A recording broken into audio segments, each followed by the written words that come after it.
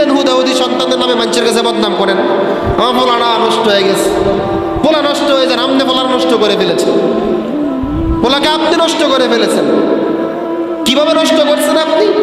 যে আপনি তো আল্লাহকে মানেন না। আপনার তো আসরের পরে দোকানে বসে বসে টিভি চাওয়ার কথা না। আপনি আবার আপনার সন্তান গেলে হাতের দমক দেন, এনে কিনলে গেছে, আপনি যে বসে বসে টিভি দেখেন। সন্তানের ব্যাপারে যখন মা বাবার অভিযোগ কথা শোনে না, কিভাবে শুনবে? সন্তান বুঝ হওয়ার পরে, সন্তান ছোট্ট থেকে বড় হওয়া পর্যন্ত সে তার দাদাকে দেখলো সে বিড়ি খায়, তার বাবাকে দেখলো সে বিড়ি খায়, তো সন্তান মনে করছে এটাই তো মনে হয় সঠিক পথ।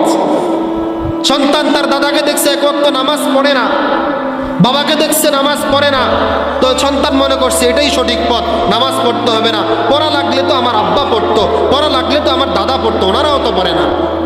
সন্তান বুঝ হওয়ার পরে দেখলো আমার আব্বা আমার দাদির সাথে খারাপ আচরণ করে, মানে আমার বাবা তার মায়ের সাথে খারাপ আচরণ করে, তো হয়তো এটাই আমাকে করতে হবে, এজন্য এই সন্তানও তার মায়ের সাথে খারাপ আচরণ করে। ঠিক এরকম ভাবে একজন মা বেপরদায় রাস্তায় রাস্তায় ঘুরে, বাজারে বাজারে ঘুরে, রিক্সাওয়ালার সাথে কথা বলে, ভ্যানওয়ালার সাথে কথা বলে, এবার তার মেয়েটা দেখতেছে আমার মা যে এভাবে বাজারে যায়, হয়তো এটাই নিয়ম। আমার মা যে এতগুলো পুরুষের সাথে কথা বলে, হয়তো বা এটাই নিয়ম। আমার মা যে পর পুরুষের সাথে কথা বলে, পরকীয়ায় আসক্ত, আমি মেয়ে দেখতেছি, হয়তো বা এটাই নিয়ম। এজন্য এবারে মেয়েও পর পুরুষের সাথে কথা বলে, মেয়েও পর্দা ছাড়া বাজারে যায়, মেয়েও এক ওয়াক্ত নামাজ পড়ে না, মেয়েও অন্য পুরুষের সাথে ভাইগা যায়। আছে না নাই বলেন? তাইলে কেন? ওই যে দাদা করছে, দাদা পড়ে নাই নামাজ, বাবা পড়ে নাই নামাজ, এবার সন্তানও পড়ে না।